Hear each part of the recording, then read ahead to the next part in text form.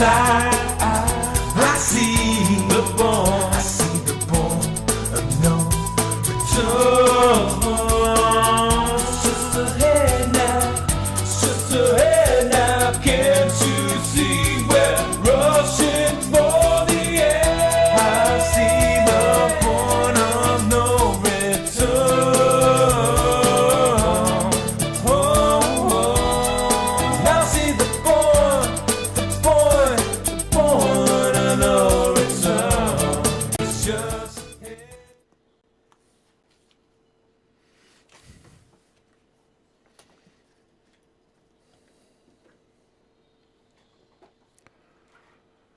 Alrighty, good evening everybody. It is once again Tuesday evening. So yeah, you're listening to Wide Awake News on the Rinse Radio Network. My name is Gary Hendershot, and for about the next hour or so, I'm going to be barking at the moon as if I knew what the hell I was talking about. Hey, for all of you out there who have been all upset about the mass surveillance being deployed against darn near everybody in the world. Yeah, I'm talking, you in the UK with your GHCQ or whatever, and all of us poor schmucks here in the United States with the NSA. We've been complaining and whining about all that mass surveillance. Well, I'm here to tell you, it's over. That's right. From here on out, there will be no more mass surveillance. Agencies ranging from the NSA to the UK's Intelligence and Security Committee are working to rebrand several security phrases, including swapping the controversial term mass surveillance with the less ominous term bulk data collection. So yes, all of you out there who've been so concerned with mass surveillance, you can now sleep well at night, knowing that you will no longer be the target of mass surveillance, and instead you will now be the target of the much less sinister bulk data collection. Doesn't that just make you feel all, warm and fuzzy? Does that make you want to hug your teddy bear? Yeah, aren't you glad that problem is solved once and for all? Yes, no more mass surveillance. Yeah. Can you feel the smoke blowing up your skirt? Hey, you gotta laugh. I mean, frankly, if you don't laugh at this stuff and you think about it, you'll start crying. So you might as well laugh. It's easier on the digestive system. Ebola's been out of the news for a while. There for a while, it seemed like we had, constant updates on Ebola this and Ebola that, and Sierra Leone, and these countries having so much trouble with Ebola, and then it kind of fell off the radar screen. Well, it's not that Ebola disappeared. It's just that it became old news. I guess it became boring, and there was no reporting on it that was readily available to those of us in the Western countries. In fact, Ebola is still raging in Sierra Leone. In Liberia, it's lessened a bit. Nigeria seemed to cut it off very quickly, but only by employing some rather draconian security measures. Basically, they sent armed guards to their borders with some of the countries where most of the Ebola was originating from, and they had shoot-to-kill orders. I mean, anybody who was trying to escape from the Congo or Sierra Leone or Liberia, they did not get over the borders into Nigeria, and that's the only reason why they didn't get more of an infection. But Ebola is now back in the news now that Westerners have once again become its victim. It appears that just today another 4 Americans were flown out of Sierra Leone. This added to the 12 that have been flown back since last Friday. So far, only 1 is confirmed to have been infected with Ebola. These other people were flown back for observation because they happen to work closely with this fellow. All these people were over there with best of intent trying to render aid and assistance to folks in Sierra Leone that were impacted by the disease.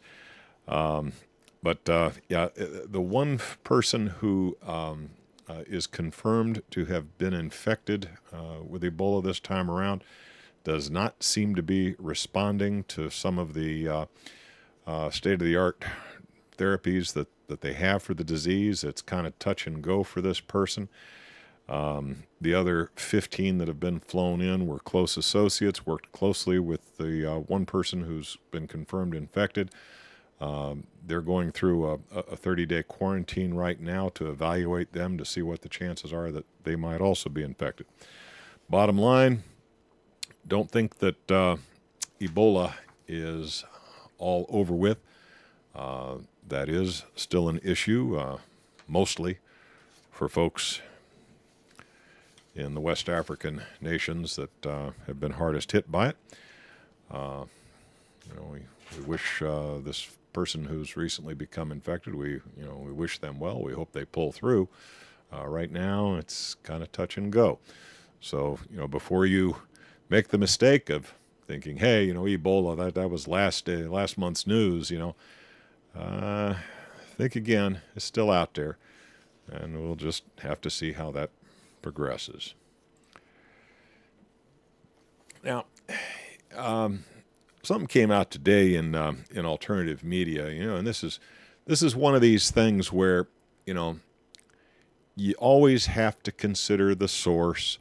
And, to be honest with you, some of the stuff that we catch our government dead to rights doing is so foul that you could almost believe anything. Now, the EPA is one of these agencies that we just love to hate. The EPA will fine and sue some rancher for driving on a dirt road on his ranch in a pickup truck and raising a cloud of dust. I mean, they'll haul that guy in under Agenda 21 and threaten to take away his ranch and do all kinds of things because he raised a dust cloud when he was driving down a dirt road. But when it comes to monitoring stuff that could really be a danger to all of us, say, Fukushima radiation on the West Coast, where is the EPA when we need them? So when an article comes out somewhere, and I got to think maybe this was tongue in cheek, maybe somebody was just trying to have a little fun with us. I don't know.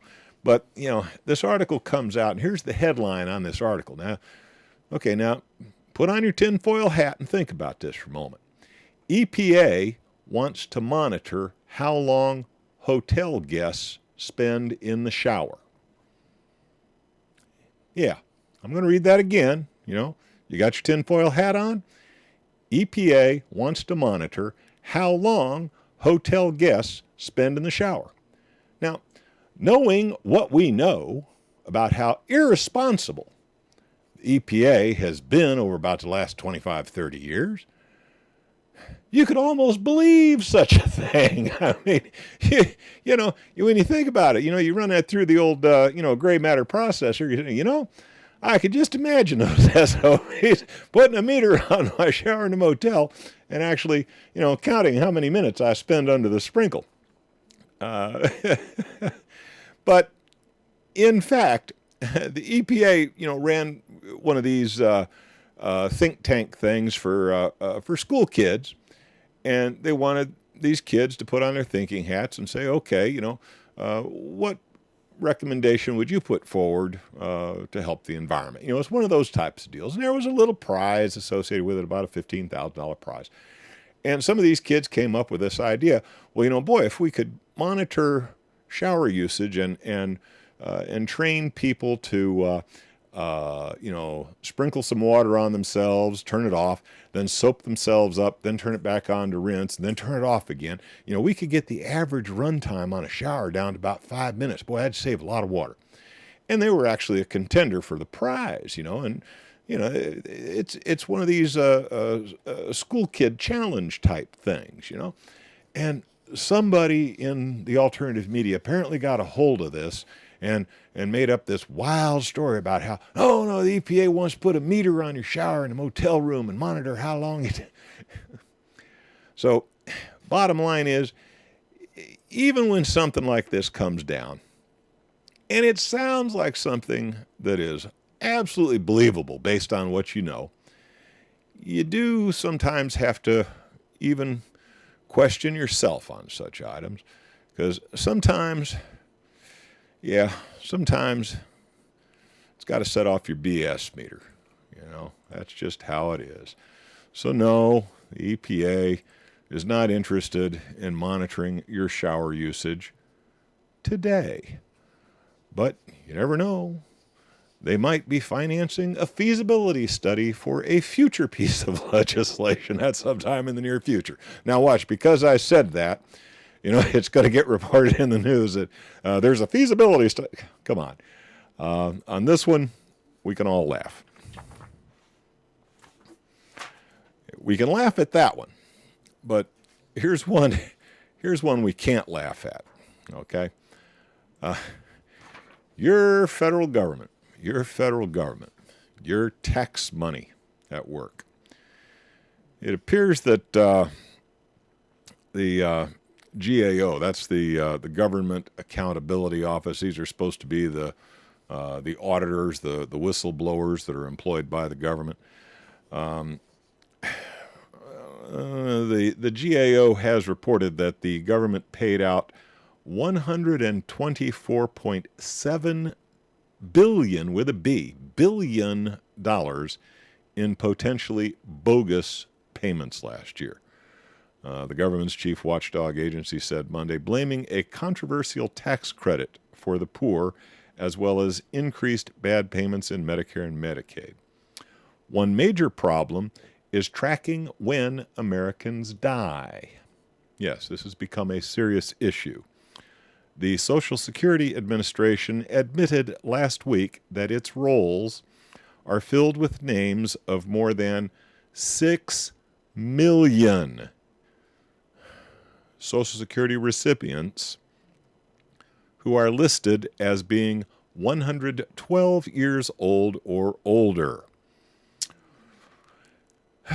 Current statistics would indicate that there are about 50 people in the United States who are 112 years old or older.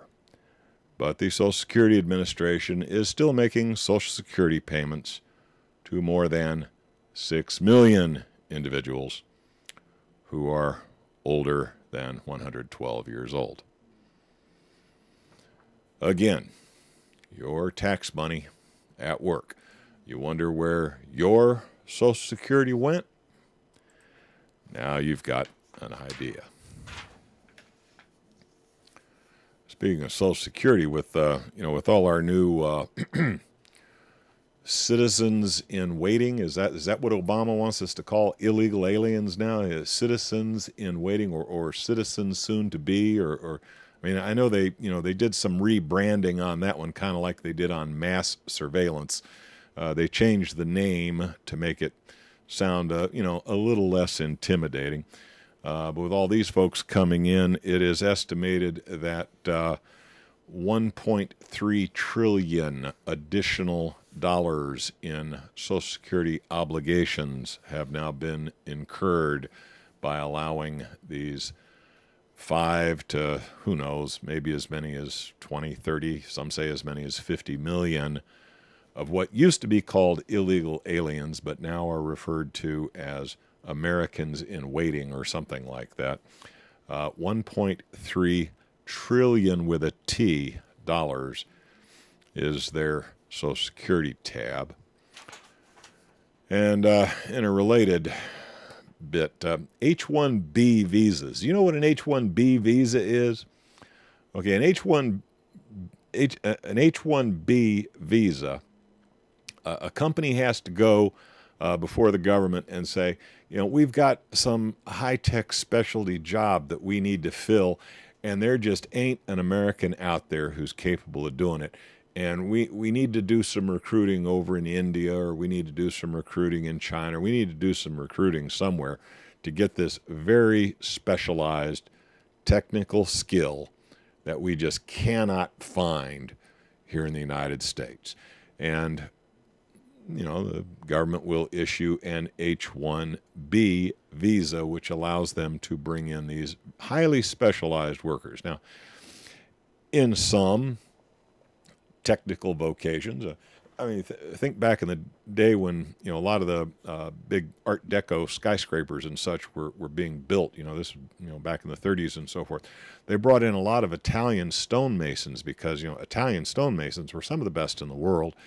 And those skills, quite literally, did not exist here in the United States. We had guys who could cut steel and weld steel and pour concrete and all that. But when it came to the fine artistic stonework that some of these buildings had in their plans, those skills just didn't exist here. So, this was back before there was such a thing as an H-1B visa, but, a lot of these big architectural firms went over to places like Italy and Germany and France and recruited highly skilled stonemasons to come over and design the facades for some of our most prominent buildings, like the Chrysler Building and the Empire State Building. Some of those buildings that were put together during that period of time had very ornate stonework on them. And that was the only way we could get the skills. But today, H-1B visas appear to just be misused. And what we're running into is situations where highly skilled technical workers who just happen to be American citizens are being asked to stay on long enough to train their foreign replacements before they hit the road, Jack. In other words, a company has in place an American earning a fair wage for a technical skill. But instead of maintaining that American worker, companies are finding it more economical to import a foreign worker on an H-1B visa to replace that American. Now, we saw this happen with that big power company out in California. It happened some years ago with Dell. I know the support guys I used to talk to at Dell were flat telling me, hey, I'm a short timer, nice doing business with you, but I've got 30 days to train this guy that they brought in from India who's going to do my job for, half of what I'm getting, and they're letting me go in 30 days as soon as I train this new guy. This was some years ago, and apparently the momentum on this has been building for some years now. It's not that there are not workers willing to take any job that's out there. It's that companies are finding it more economical to replace skilled American labor with foreigners who are willing to do the job for considerably less. Think about that when you think about our so-called Americans in waiting, or Americans soon to be, or whatever. We are importing a mass of humanity whose primary objective is to drive down your pay scale. Unions in the United States, I know some of you are going to say, oh, unions, they're this, they're that, you're going to talk negative. Hey, for all the bad the unions did, they also did some good. They got you the 40-hour work week. They got you a certain amount of respect and gave you negotiating clout with the employer, and ensured a reasonable wage for the work people did. And frankly, I don't think that the middle class in the United States would have expanded as quickly as it did during the post-World War II era without unions. Today, unions have been pretty much castrated. Their membership is way down, and it has now become very easy because there's no pushback. There is no organized labor out there to push back when big companies use frivolous application of things like an H-1B visa to bring in low-priced scab labor and replace Americans who might otherwise be happy to take those jobs, if only they'd pay a fair wage. On that one, I know there'll be disagreement. You're going to have to consider and make up your own damn mind. But from my point of view, we're being led to slaughter. And yeah, you think your job is not at risk? Best be thinking again. All right. I'm listening for the music. If I timed that one correctly, I should be hearing music. I'm not sure what to do now. I thought we were about to hit a commercial break. Oh well. I guess I'll just press on. I was expecting a commercial there. Oh well. In economic news, we touched a little bit about the economy, but this one's really above my pay grade. I'm going to try to explain this as best I can. You got this thing called the World Bank, and you got the Federal Reserve, and you got this thing called the American dollar that, by default, since after World War II, everybody has kind of considered the standard global currency. I mean, if China wants to buy something from Vietnam, China has to somehow get a hold of some American dollars. Now I hear the either my timer is about 30 seconds slow, or somebody was slow hitting a button on the commercial. I am hearing the music now. We'll have to get into this economic news after the studio sells some goods to keep the lights burning. I'll be back with more barking at the moon in just a couple minutes. All righty, and I'm back from that delayed break. Talking about money. In the United States, it used to be we didn't count interbank transactions as part of the gross national product. I mean, when you calculated gross national product back in the 50s, 60s, and 70s, you were talking about manufacturing output, how much grain got produced. I mean, you were actually talking about goods produced for sale. And of course, the share of the economy that was derived from manufacturing and agricultural pursuits and so on, it kind of decreased, and it started looking like the gross domestic product of the United States was, in a tailspin. So what do we do now? Well, I got an idea.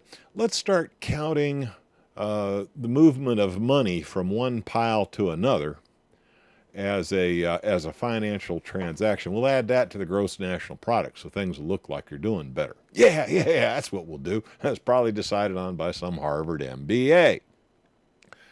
But in fact, the central bankers do make a nice chunk of change just on the float from international transactions, because the U.S. dollar has this preeminent position as the global currency. Any country that wants to do business with another country typically has to convert their money into U.S. dollars before they can proceed with the transaction. And of course, the central bankers get a little piece of the action. So they're kind of like Don Guido, you know. Nothing moves in the world without Don Guido getting a little taste, you know. He just dips his nose a little bit. He don't want much, just a little taste. And that has made the central bankers a lot of money over the years.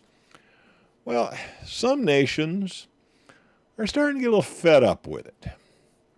And now you got China out there promoting their very own development bank. Yeah.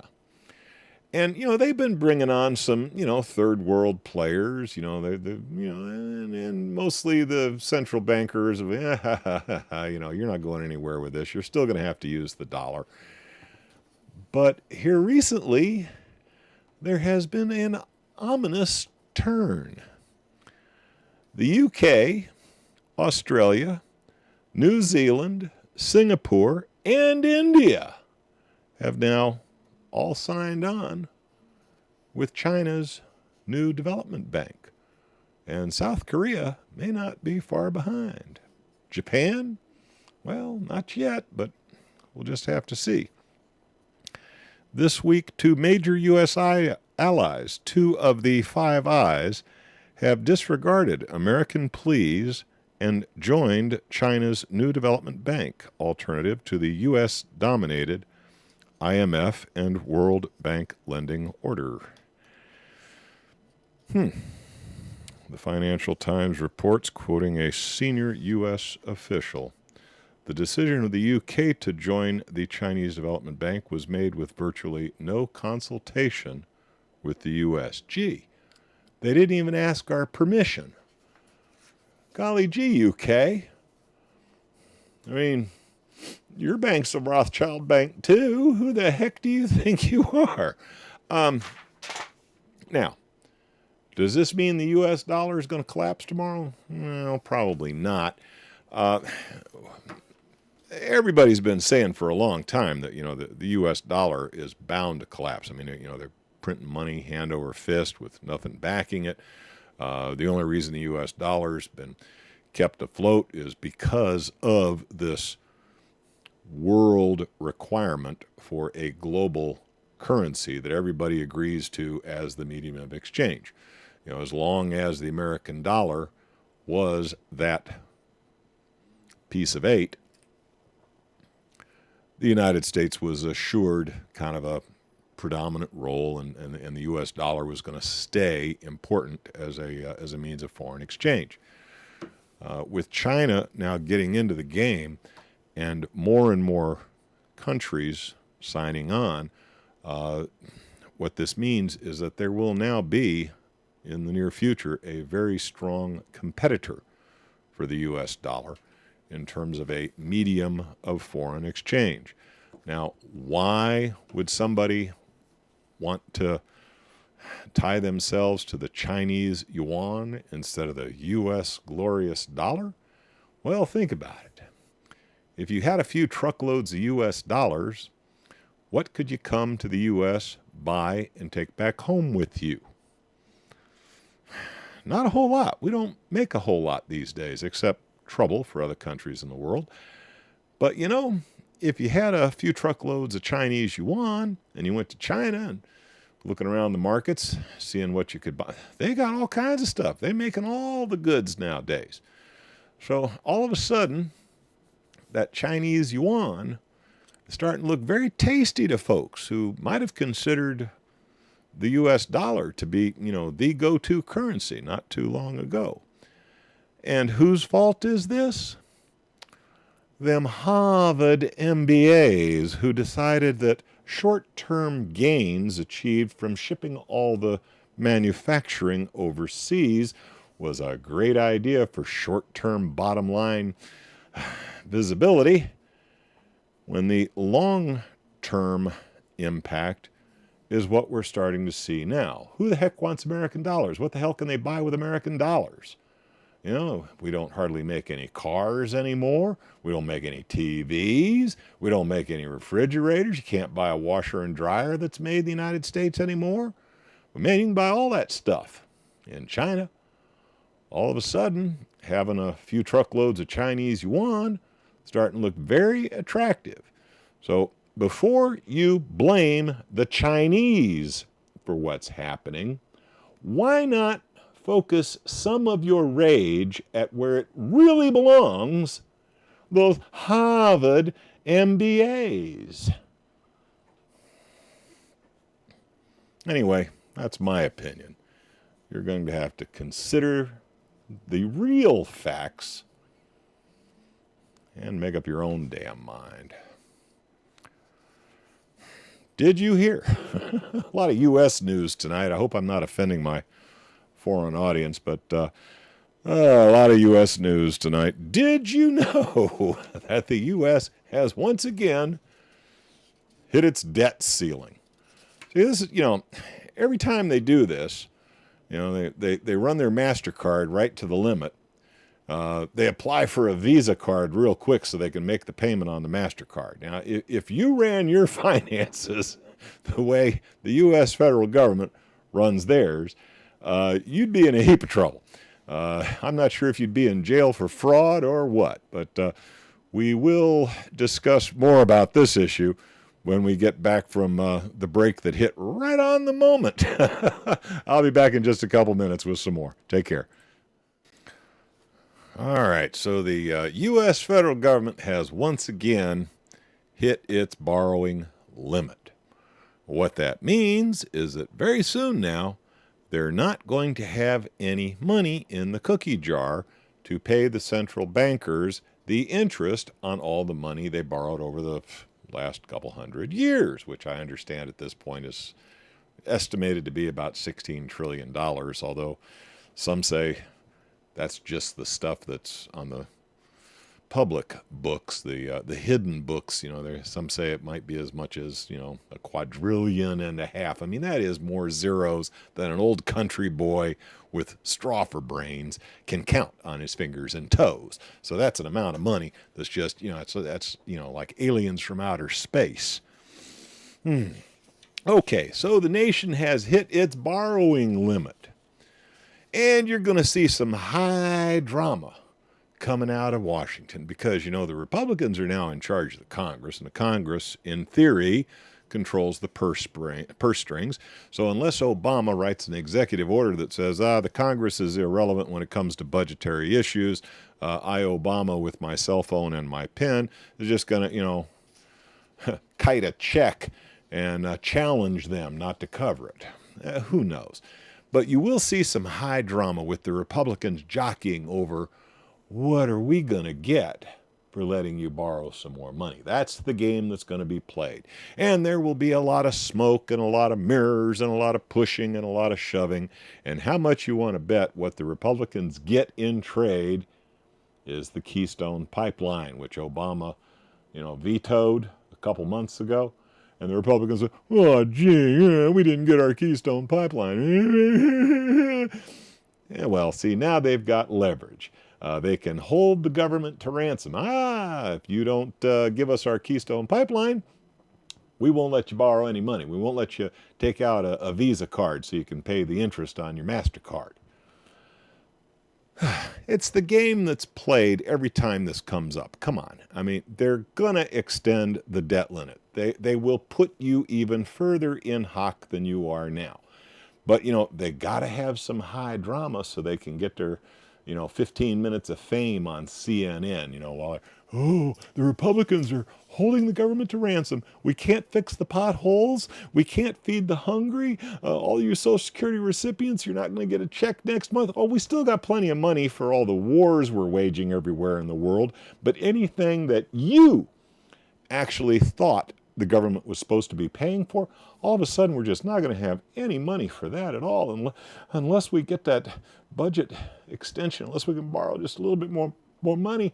And if we're going to borrow more money, I guess we're going to have to give those darn Republicans their Keystone Pipeline. Once again, that is my opinion. Watch how it plays out. I believe you're going to see a lot of smoke and mirrors, a lot of drama. In the end, they're going to borrow more money, and the Republicans will get their Keystone Pipeline that they were going to get all along anyway. They just needed, this high drama to make it palatable so they can get it past you with no objection. I mean, you don't want your Social Security check cut off, do you? You don't want all those poor people to starve because we can't afford to give them any food stamps. Believe me, we will still have plenty of money to increase all the tensions that we're increasing all over the world. But those potholes are just going to have to wait until the Fed gets more money. Speaking of wars, did you ever think of Venezuela as being a threat to U.S. national interests? Well, apparently they are. I'm not sure why. I mean, I'm not sure how much of a military or how much power. I mean, is Venezuela really a military threat to the United States of America? Well, no. But they have expressed an interest in selling some of their oil reserves to China in exchange for Chinese yuan instead of American dollars. So I guess that is a threat to U.S. interests. But the United States is laying the legal groundwork to wage a war against Venezuela? This is according to the Venezuelan foreign minister, a guy by the name of Delcy Rodriguez. This report came out first on last Wednesday. The administration of President Barack Obama is seeking congressional approval to attack any country that doesn't serve U.S. interests. So nowadays, you don't have to be a military threat to us. You don't have to be holding a nuke over our heads saying, we're going to get you, we're going to get you. You don't have to be beheading people indiscriminately in the Middle East. All you have to be doing is minding your own business, but not getting us our piece of the action.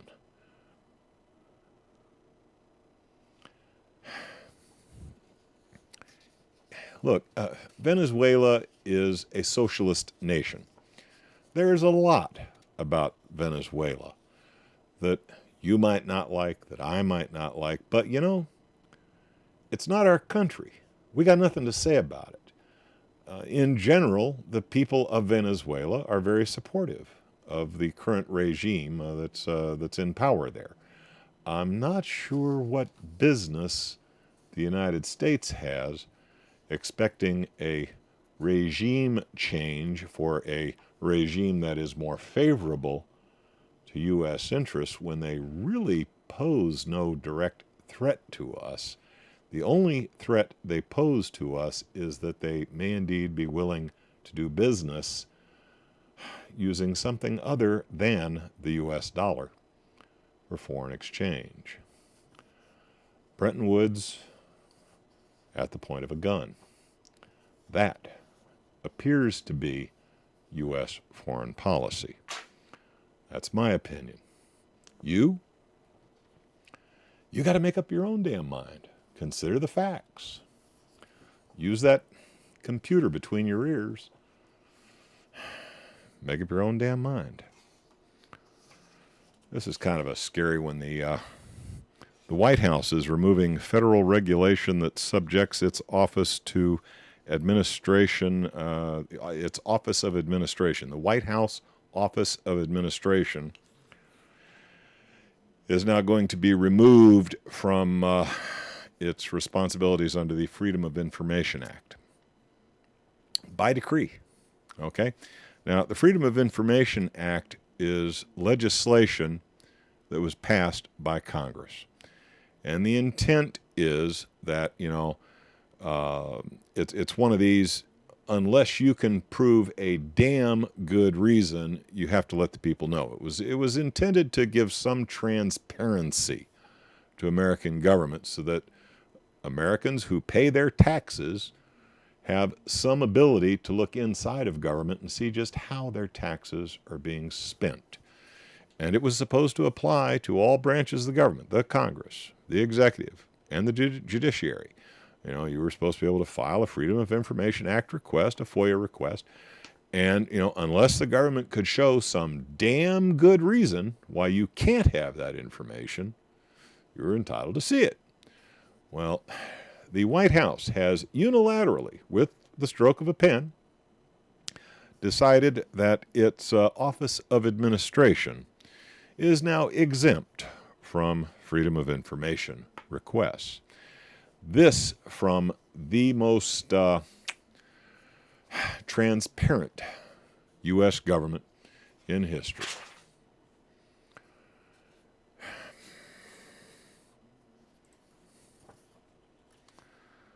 An 11-year-old boy has endured relentless attacks from the government for bringing a leaf to school that tested negative for marijuana. Nevertheless, he was suspended from school for a 364-day period and charged with possession of marijuana, even after it was proven on multiple occasions that the plant was not weed. You know, this is just one, I could come out with hundreds and hundreds and hundreds of ridiculous statutory rulings handed down by school boards across the United States. Incidents like what happened to this 11-year-old kid happen every day in the United States. Now, this particular 11-year-old kid was in a gifted and talented program. He's a very bright child, had a very bright future ahead of him, and now he's under psychological evaluation because he is so depressed, having been expelled from school, having been humiliated by charges of possession of marijuana, when in fact it has been proven he was innocent. But in these statutory school board kangaroo courts, you are indeed guilty until you prove yourself innocent, and even if you prove yourself innocent, you still must be punished if for no other reason than suspicion and the fact that the school authorities can't be seen to be fallible. We have a situation here where it's the supposed infallibility of the Pope. Does that ring any bells with Catholics out there? The Pope can't possibly make a mistake. He speaks with the authority of God. Well, the school boards have assumed this position where, hey, if we say it was marijuana, it was marijuana. We don't care if it was a maple leaf or a poison ivy. We don't care. We say it was marijuana. Therefore, by definition, we're right. End of conversation.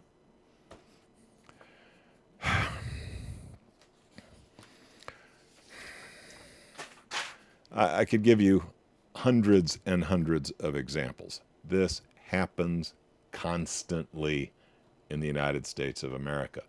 There is no common sense in Common Core. There is no common sense in, there is no common sense being applied in schools. It's gotten to the point where a school is a training camp for being in prison. That seems to be the way the educational system in the United States is going. And now we hear about a new and exciting thing that's being used. Suppose you got a kid in your class that's a little bit disruptive. He speaks out every once in a while. He says, "Hey, teacher, you're wrong on that. It's like this, this, this." A kid that's a real jerk.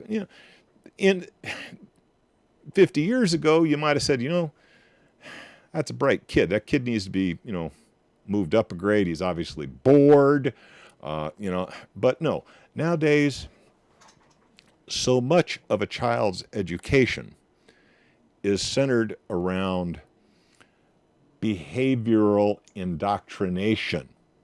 Has nothing to do with education.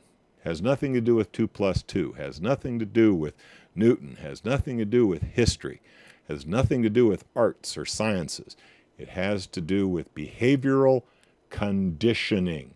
It has more to do with Skinner and Pavlov than it has to do with education.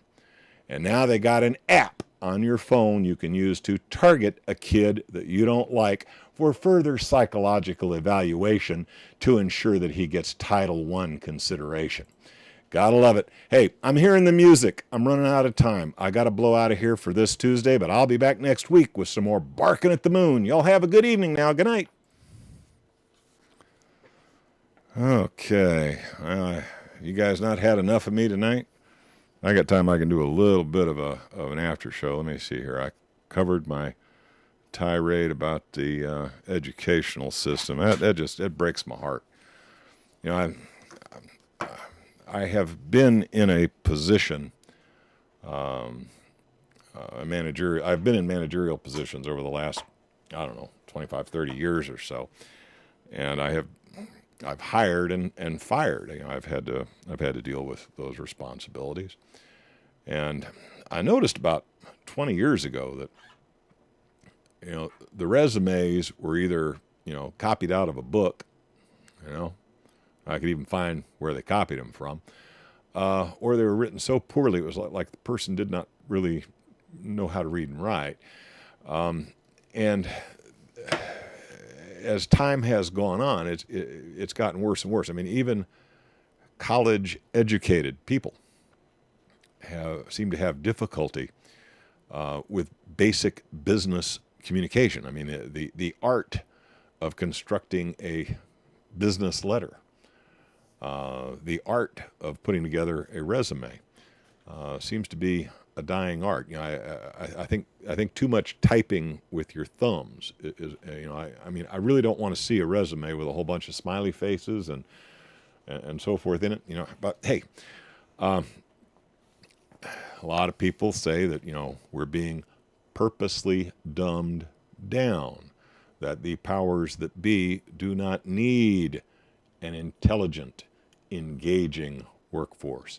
They need somebody just trained with the minimal skills to get the job done that they want done. And if you are actually capable of analytical, critical thinking, you aren't of any value to an employer. They would much rather have someone who is just capable of stacking one brick on top of another, or just constantly turning a screw in the right direction. They'll hire somebody else to turn the screws that need to be done in the left direction. Apparently, they need, as Zero Fossil Fuel has coined it, obedient workers who follow directions. Our educational system today seems to be modeled on the work of Pavlov and Skinner. Now, if you're not familiar with Pavlov and Skinner, a quick reference to your search engine, you can get a basic idea of the research done by Pavlov and Skinner. Basically, it's, sit, boy. Okay, here's a dog biscuit. Good boy. Piss on my carpet? Shame on you. That's okay. That seems to be what the educational system is all about nowadays. To the audience, I haven't heard. Did Netanyahu actually win his election? I heard that early TV exit polls in Israel had him in the lead, and that was a change from just a day or two ago. A day or two ago, it looked like the Likud party was about ready to tank, and then at the last minute, they must have put in some Diebold voting machines or something. It was looking like Netanyahu was starting to gain ground. Did anybody hear whether the vote is final? I mean, did he win? I think I saw somebody in the chat room a little bit ago report that it was a done deal. That I know Yehu's been out there, thumping his chest saying, "I won it. I'm in."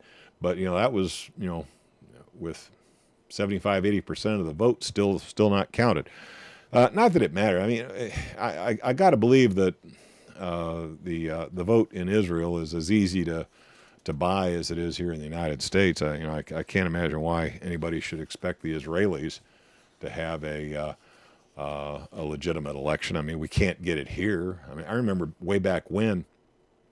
Well, I used to giggle when the Russians had an election, Oh, yeah, them damn Russians, every time they have an election, they got two guys running, and they're both communists, so, what does it matter? I remember asking, I was in a sociology class at the time, and, my sociology teacher was laughing at the Russian election system, saying, yeah, but, both the guys are communists, so it doesn't really matter which one wins, they're still going to be communists. Like a dummy. I was one of those kids that I'd have been on Ritalin nowadays. I put my hand up and say, excuse me, professor, but, aren't both the candidates of the United States capitalist? And he looked at me with this foul look. You're not supposed to think about that. So, if I was in school today, I would definitely, I'd be one of those kids on so many mind-altering drugs. You're not supposed to think about that. All right, my last little ditty for the night. This is one of the ones I did not I was not able to get into because I ran out of time during the regular planned presentation. But for about the last 10 days or so, we've had this, where's Putin thing going on? Have y'all been catching that news? Oh, he's in Switzerland for the birth of his love child. Yeah. He had a stroke. Yeah. Putin's had a stroke. Yeah, all the wild and crazy theories. Anyway, where's Putin? Where's Putin? And, there's been like a game in the media. They're not reporting on any of the important things. Okay, they are not reporting on the immigration issue or what I like to call the invasion issue. All those guys got H-1B visas now. They're going to be replacing you at your job next week. I mean, it's like Hillary says, that's ancient history. What are we worried about that now for? It's a done deal, get over it. That's yesterday's news, But, everybody, they're trying to distract us. They need some kind of a distraction. So, where the hell's Putin? He had the flu. He had this, that, and the other thing. Now, why it would be such a big deal that, maybe the guy was just tired and he needed to rest for a little while. But, eventually, Putin did show up and he's shrugging his shoulders saying, I don't know what, I'll tell you, you guys must have just been bored, Apparently he did indeed have the flu and he was down for a few days. And then he had to catch up and he was just too darn busy to make any public appearances. But yes, Vladimir Putin has now come out of hiding. No reports on the love child, no reports on the stroke. He seems to be, healthy and in good shape. And yes, Vladimir Putin is still in charge of Russia, and he is still a much finer example of a statesman than anything the United States has put forward in the last 20 years. God, don't get me wrong. I'm not a big fan of this guy, Putin. He's got a lot of baggage. I mean, this guy's ex-KGB. I mean, he's not a nice man, and he's made himself a fortune off of graft and corruption in the Russian system. Certainly no more than any of our politicians.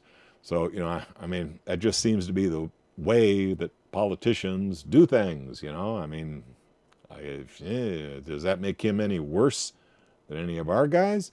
Well, you look at this guy's statesmanship, and you got to kind of wonder, where did all the American statesmen go? I mean, if we had a guy, an American guy, who was as much a statesman as this guy Putin, I might actually have a politician I could vote for instead of holding my nose and voting for the scumbag that stinks the least.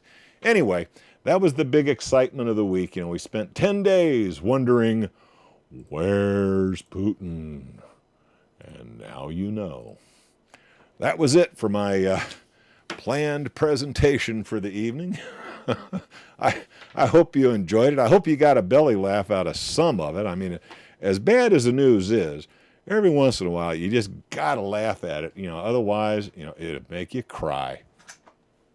So now, I'm looking to the audience. All right, I know I must have dropped the ball. I know I must have missed a couple of really hot items that you thought I should have had in my list of hot properties for the evening. So let's hear it. Go ahead and start throwing the rotten tomatoes. What hot item in the news did Gary miss this week? What, did I put you guys to sleep?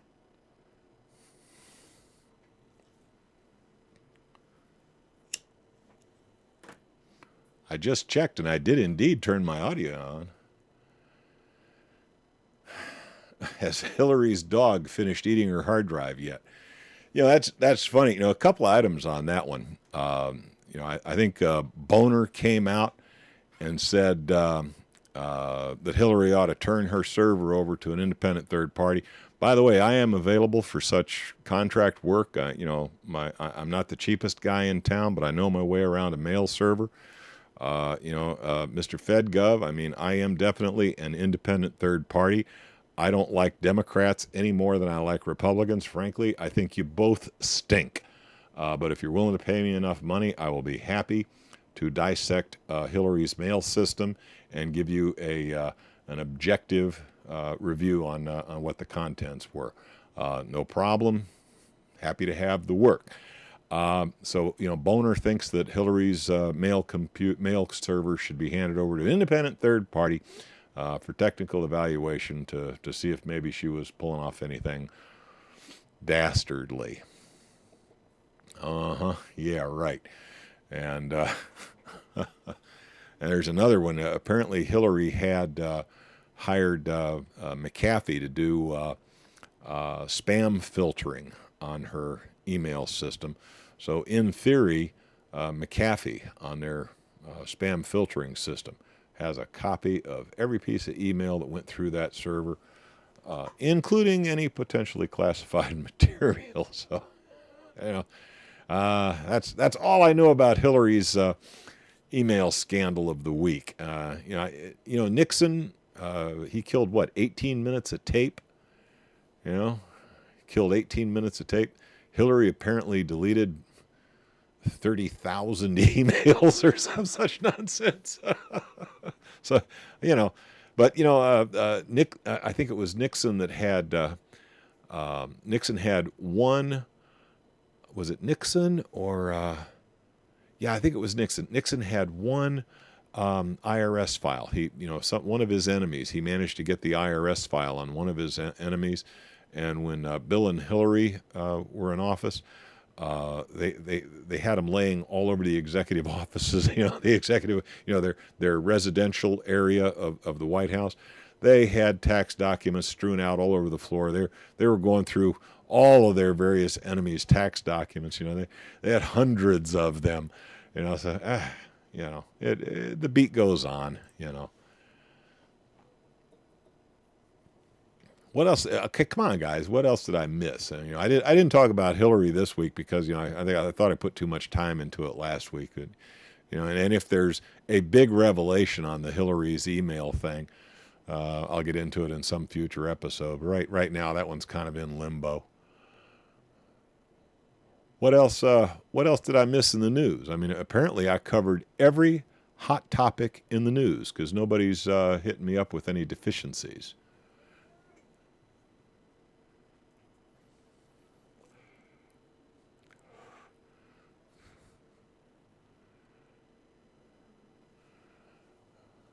Thought you might like to see a new movie trailer. I'll take a look at that one after the broadcast's done.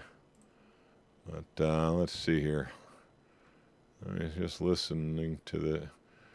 Apparently I got Shubas's blood pressure up. You better be careful, Shubas. They'll give you some of those darn statin drugs. Make everything. No, actually, I thought it was a pretty crazy week in the news. How about, nobody picked on me about ISIS bulldozing all the antiquities. There was this report that ISIS had destroyed the ancient city of Nineveh and destroyed a whole bunch of very, irreplaceable antiquities because, it's not in keeping with their so-called Muslim faith. I don't even believe those guys are Muslim. They're just, they've got, I think they have propaganda value for somebody, and that's all those guys have. Turns out that, as far as we know, the antiquities that they bulldozed were fakes. The real stuff is all in the museum in Baghdad. But boy, it sure made the news on CNN.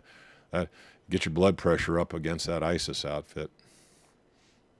How about Bruce Jenner's sex change? That's almost scary. The only thing scarier than Bruce Jenner as a woman is the fact that he was married to Kim Kardashian's mama. I just It just boggles the mind. But, what can I say? What Bruce Jenner does is his business. I'm not even, are sex changes, is that even news nowadays? I know. I'll tell you, just between me and you, Zerl, I would not, even after his sex change, I would not touch Bruce Jenner with your pole. Okay? That's it, I'll never eat Wheaties again. If you got a box of Wheaties laying around that has Jenner's picture on it, those Wheaties are probably pretty stale at this point. I don't think so. He was involved in an automobile accident not too long ago where somebody was saying something. He might have been distracted by a message on his cell phone or some such nonsense. Don't know.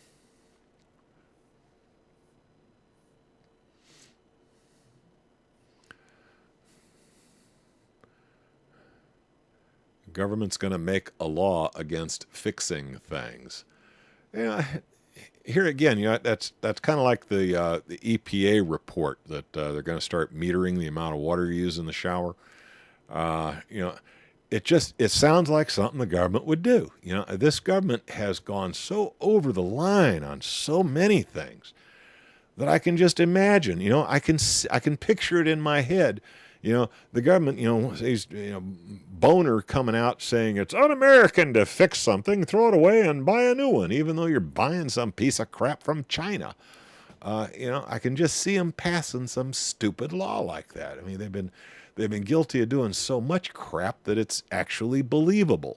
But I think like the shower metering thing, I'd want to get that from 2 or 3 sources before I'd buy in. I mean, this throwaway economy that we've been involved in for so long, and I'm guilty of it. I threw away a lawnmower recently that I could have fixed, but I looked at the cost of what it was going to cost me to fix it and all the aggravation I was going to have to go through, and I said, it's just cheaper and less aggravating to buy a new cheap Chinese lawnmower than try and fix the cheap Chinese lawnmower I bought 3 years ago. We are guilty of living in a throwaway fantasy land. It was traditional in the United States for a long, long time to make it work. And maybe it's time we get back to that.